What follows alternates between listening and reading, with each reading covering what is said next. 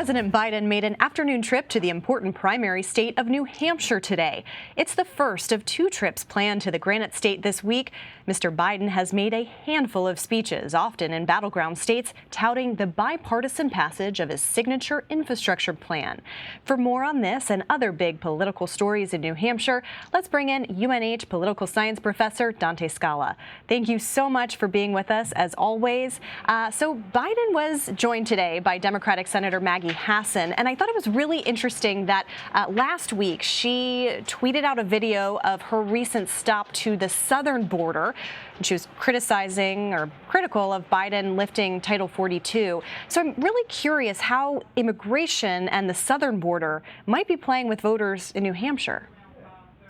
Yeah, Senator Hassan is facing an array of issues that are on the front burner for New Hampshire voters, and none of them are working in her favor right now.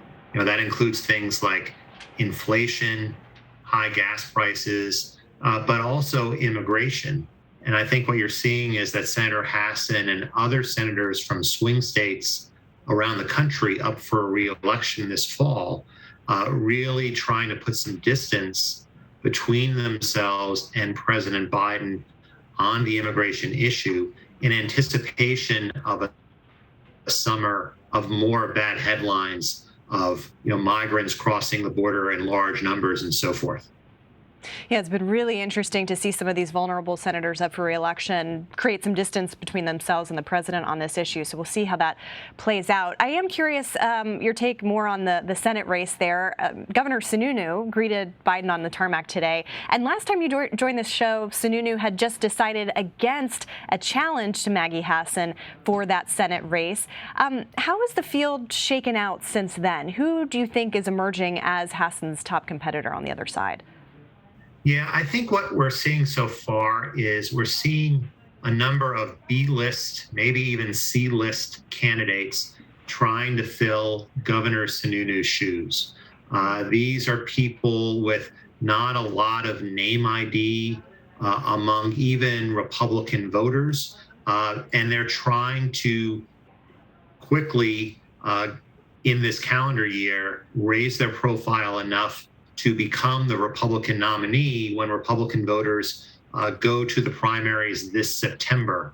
Among them are the state Senate President Chuck Morse, who's a longtime insider in state politics, and now he's trying to make that difficult conversion to being a statewide candidate.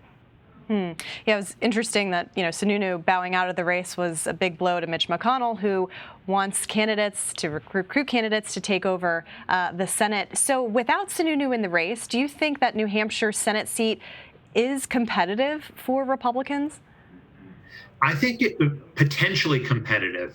It all depends on what the overall political environment looks like come Labor Day, let's say. What I've noticed over really the last decade and a half is that New Hampshire is known as a swing state, and it swings like crazy in midterm election years. And it typically swings against the party in power, whether that's the Democrats or the Republicans. This time it's the Democrats.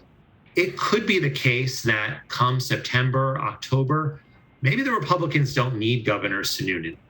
Maybe they just need someone who, to most voters, appears to be a plausible U.S. senator. And that might be enough if New Hampshire voters, especially those independents, are willing to fire the incumbent. And Governor Sununu's approval rating we just showed on the screen, his political future is topic of much speculation. He made some headlines recently, taking some pointed jabs at former President Trump. What kind of options do you see for him down the road? Could he be a candidate for higher office? I mean, New Hampshire, of course, is a critical primary state in the presidential election. Yeah, there's been a lot of talk, which the governor's not exactly discouraging, about 2024 and whether he will throw his hat in the ring. And I do think that the governor would like to put some distance between Donald Trump and the Republican Party.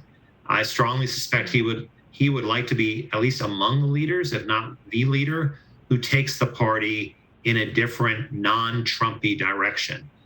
However, that's something that's certainly easier said than done. It's one thing to poke fun at the president at a Washington, D.C. dinner in front of lots of media.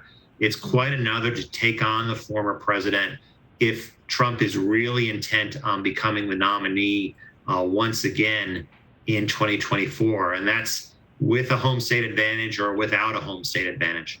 Yeah, it'll be interesting to watch these figures either distance or connect themselves to the former president, and I guess much will depend on the outcome of the midterms. But New Hampshire, always a state to watch in the midterms, the primaries, and the presidential. Professor Dante Scala from the University of New Hampshire, thank you so much. You're welcome.